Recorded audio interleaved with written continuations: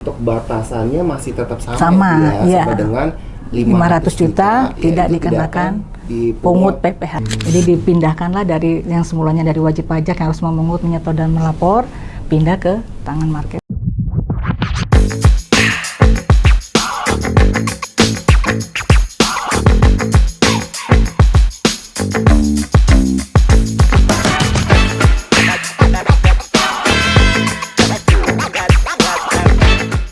Assalamualaikum warahmatullahi wabarakatuh. Selamat siang kawan pajak dimanapun Anda berada.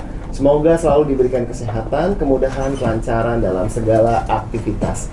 Kembali lagi di podcast Si Tanjak, siniar yang tanya jawab pajak. Nah, di mana ini adalah media edukasi dari Kanwil DJP Riau untuk menghadirkan informasi perpajakan yang terbaru yang dikemas secara ringan, ya santai namun tetap akurat. Nah, kembali bersama saya perkenalkan, nama saya Rizky, saya adalah penyuluh pajak di Kanwil DJP Riau. Namun saya juga tidak sendiri, saya bersama narasumber yang kompeten ya di bidangnya, yaitu adalah Ibu Armiati Lukita, ya, penyuluh pajak muda Kanwil DJP Riau. Baik, gimana Bu kabarnya? Alhamdulillah baik Mas. Jadi gini, Bu, kita ini berpakaian seperti ini karena ini adalah memperingati hari jadi Provinsi Riau yang ke-69. Selamat Hari Jadi Provinsi Riau, semoga semakin jaya. Oke, baik Ibu, gimana kabarnya? Alhamdulillah baik Mas. Ya, jadi sebelumnya kita sudah membahas mengenai aturan PP20 ya tahun 2026 mengenai batas peredaran usaha bruto tertentu atau kita sebutnya juga aturan UMKM. Nah, sekarang kita juga masih membahas itu kawan pajak ya. Namun kita lebih spesifik lagi Bu, soalnya ini juga bertepatan dengan katanya mulai 1 Agustus ini ada pungutan baru ya di marketplace gitu Bu. Nah, ini gimana Bu Ami? Iya, jadi sebenarnya PMK 37 tahun 2025 ini adalah penunjukan pihak lain sebagai pemungut PPh pasal 22 untuk para pedagang atau merchant yang berjualan online ya. Karena kita kan sudah tahu sekarang banyaknya zaman modernisasi, jadi sudah orang menggunakan jual belinya lewat online. Jadi tidak males ke pasar tradisional atau ke pasar konvensional, dia jadi belinya lewat market online ini ya. Jadi dia tidak usah capek-capek, tidak usah panas-panas, jadi dia menggunakan PMSE, perdagangan melalui saluran elektronik ya. Jadi banyak juga kawan pajak ya, sobat si Tanjak iya. Nah, itu juga nanya apakah batasan untuk UMKM-nya juga masih berlaku? Maksudnya kalau misalnya dagang di marketplace gitu ya, apakah sama nih Bu? Iya. Boleh dijelasin Bu? Ya, jadi sama yang tadi PP 20 tahun 2026 itu yang mengatur batasan tentang WP UMKM untuk yang omsetnya sampai dengan 500 juta masih tetap sama, tidak dikenakan PPh ya. Jadi nanti ketika dia berjualan online juga kalau dia misalnya omsetnya masih di bawah 500 juta atau masih kecil, dia tidak akan dipungut PPh pasal 22 asal dia menyerahkan surat pemberitahuan atau surat pernyataan kepada si marketplace-nya. Jadi agar marketplace-nya tahu dia tidak akan memungut PPh pasal 22 tersebut, Mas. Oh, berarti kawan pajak untuk batasannya masih tetap sama ya, sampai dengan 500 juta tidak dikenakan pungut PPh. Oke, tapi dengan syarat memberitahukan ke surat pernyataannya. Nah, betul. Kira-kira seperti itu ya kawan pajak.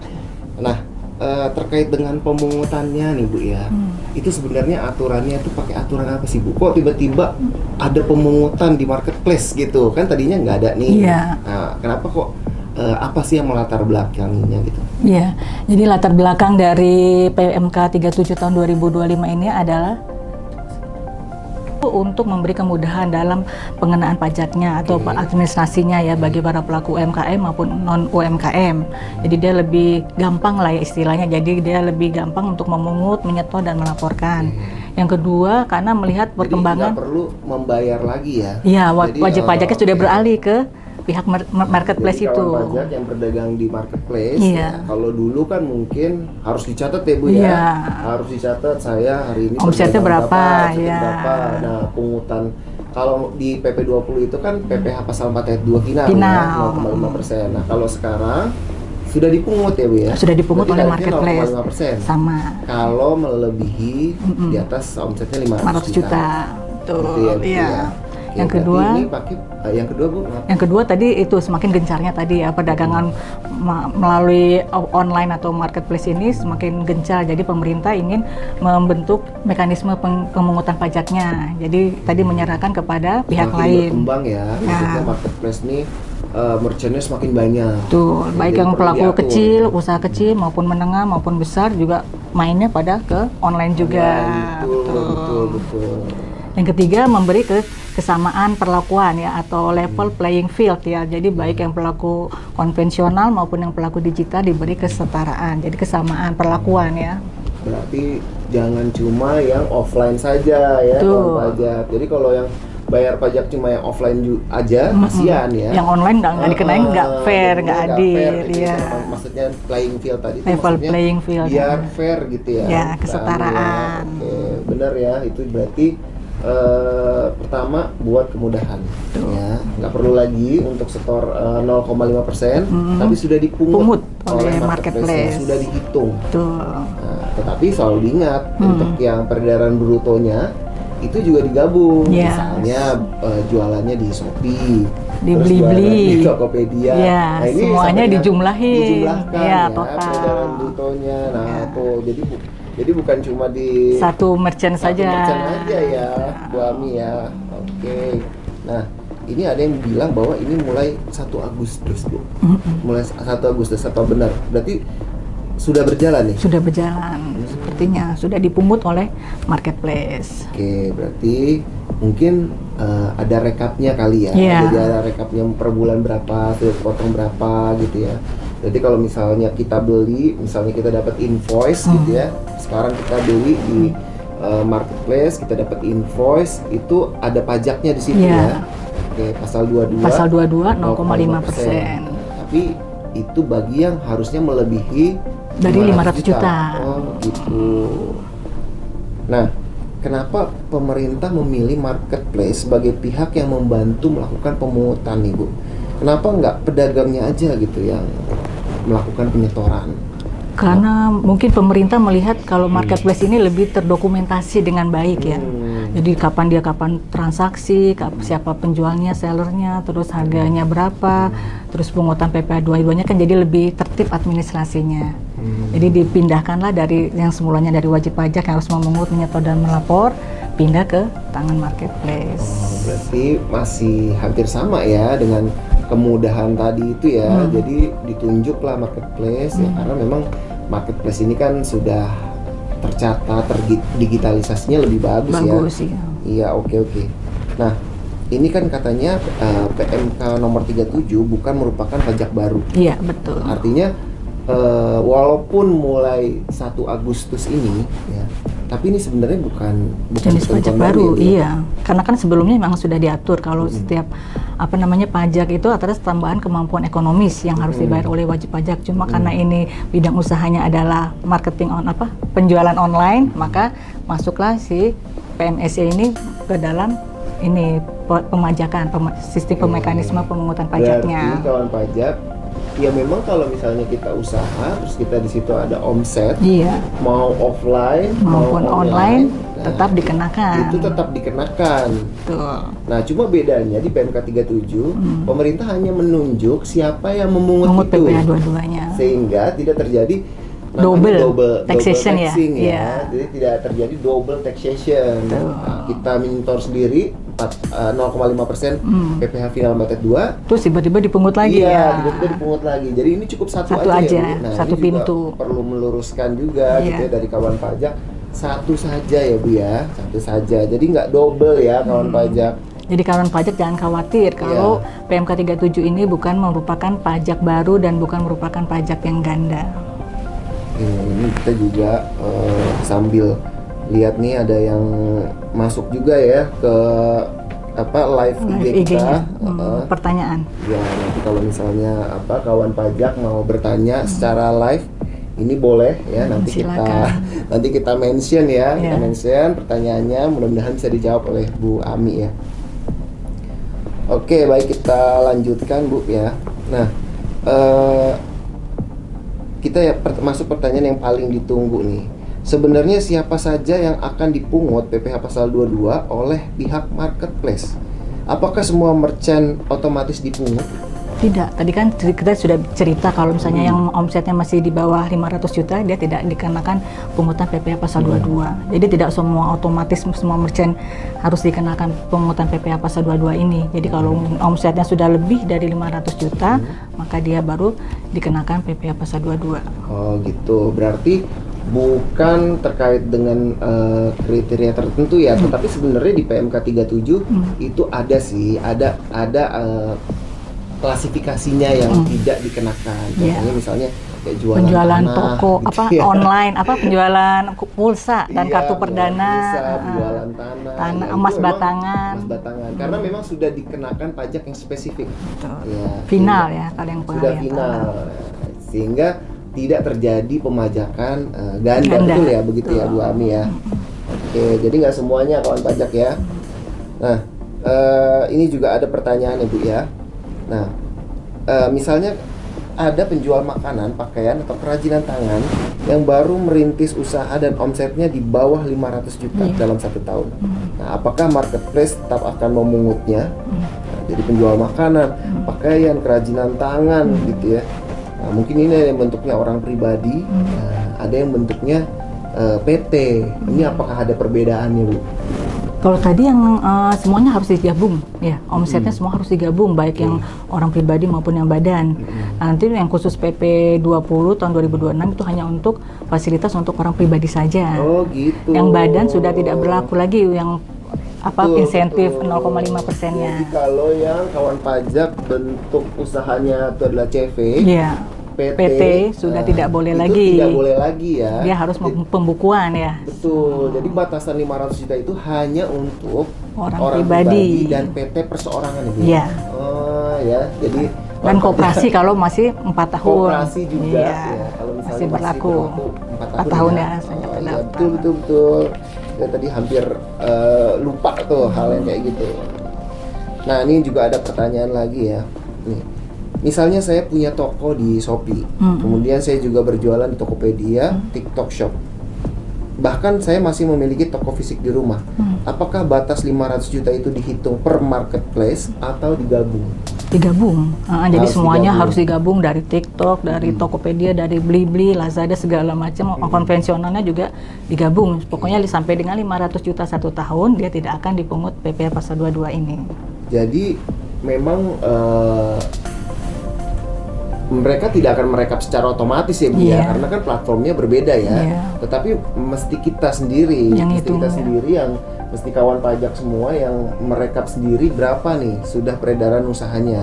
Nah, ketika sudah lewat dari 500 juta secara gabungan, ya, maka harusnya dipungut.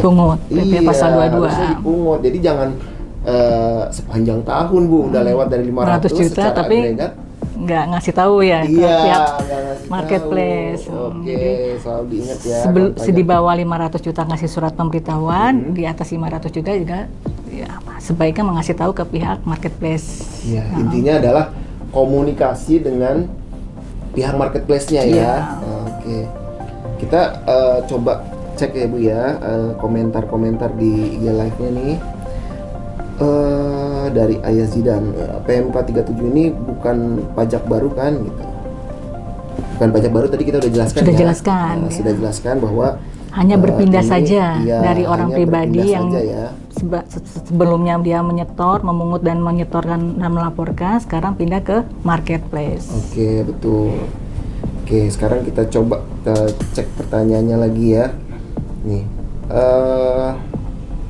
bagaimana mekanisme pemungutannya? Nah, kita tadi udah tahu kalau misalnya dipungutnya berapa tarifnya. Namun mekanisme pemungutannya seperti apa? Misalnya saya menjual sebuah produk melalui marketplace dengan harga 1 juta. Kira-kira apa yang akan terjadi ketika transaksi tersebut berhasil, Bu? Artinya mungkin dipungut ya. Nah ini gimana Bu, dari 1 juta misalnya? Misalnya tadi customer beli barang itu di marketplace dia 1 juta, nanti dia kan keluar tagihan tuh atau invoice ya ke pembeli membayar, nanti dari situ marketplace akan memungut PP pasal 22-nya 0,5% kali 1 juta Rp5.000 ya, akan dipungut, dibuatkan bukti potongnya, disetor dan dilaporkan di SPT unifikasi. Oke, berarti tapi ini tidak termasuk misalnya PPN gitu ya? Tidak termasuk PPN Jadi dan PPNBM. Harga jual ya, harga jual itu tidak termasuk PPN dan PPNBM gitu ya Bu ya. Oke, tidak termasuk PPN atau maupun PPNBM.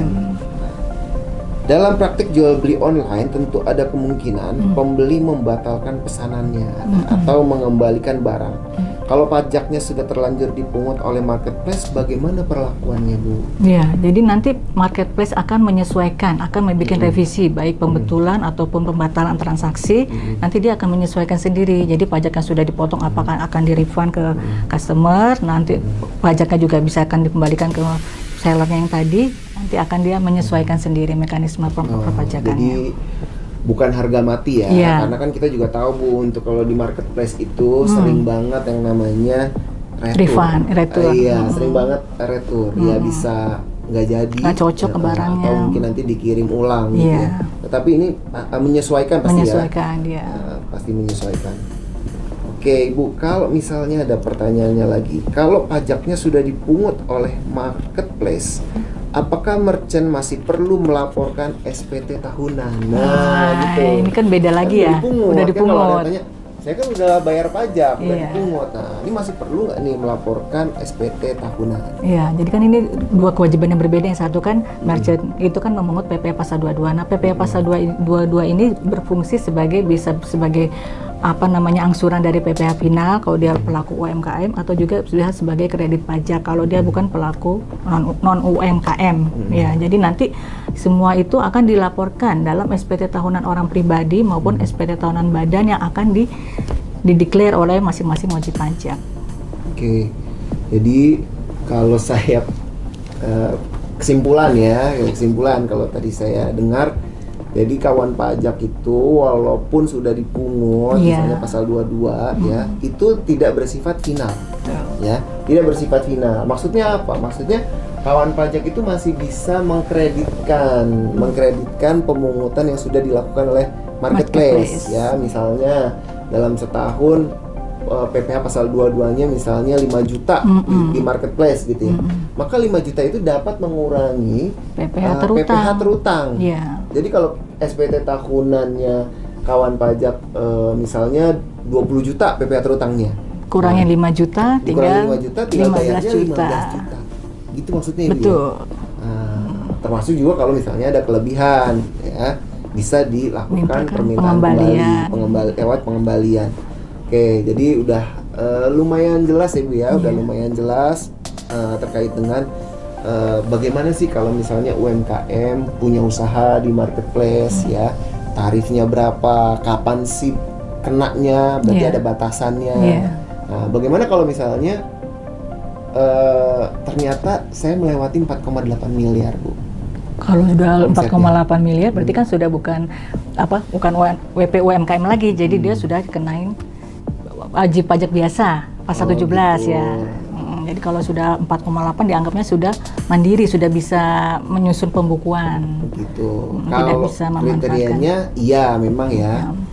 Memang dia harusnya sudah melakukan pembukuan. Namun di PP 20 itu ada aturannya, dia masih bisa sampai dengan tahun itu. Nanti dia baru melakukan pembukuan di tahun berikutnya. Kira-kira begitu kawan pajak ya, kalau melewati 4,8 miliar. Oke, sebelum kita ini udah mau masuk penghujung nih, tapi masih ada beberapa pertanyaan sedikit. Nah, kalau saya masih bingung menentukan perlakuan pajak usaha saya harus bertanya di mana?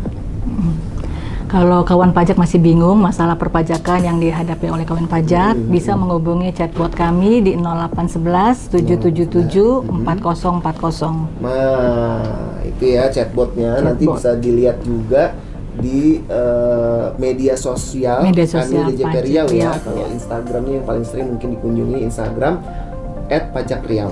Iya, @pajakriau. Nanti di situ ada informasi mengenai chatbotnya ya, Bu ya. Soalnya kan orang jauh nih, misalnya ke Sudirman gitu atau ke Kanwil Riau, bisa pakai chatbot WA ya, Bu ya. WA. Oke. Baik, alhamdulillah kawan pajak, tidak berasa kita sudah berada di penghujung podcast Si Tanjak ya, Senior Tanya Jawab Pajak. Terima kasih kepada Ibu Arnia kita ya atas penjelasannya yang sangat jelas ya kawan-kawan mengenai bagaimana sih perlakuan usaha UMKM di marketplace. Nah, mudah-mudahan pembahasan pada kita hari ini dapat memberikan pemahaman yang lebih utuh ya mengenai aturan PP nomor 20 tahun 2026 dan apa hubungannya dengan PMK nomor 37 tahun 2025. Sebelum kita akhiri, apakah ada closing statement, Bu Ani? Ya, jadi untuk PP 20 dan tahun 2026 dengan PMK 37 tahun 2025 itu memang ada keterkaitan ya, jadi saling melengkapi. Yang tadi Mas Rizky bilang kalau memang setiap kawan pajak yang mau ada usaha itu baik online maupun offline tetap wajib mencatat ya. Jangan lupa mereka peredaran brutonya karena untuk mengetahui apakah dia masih di bawah 500 atau sudah di atas 500 juta.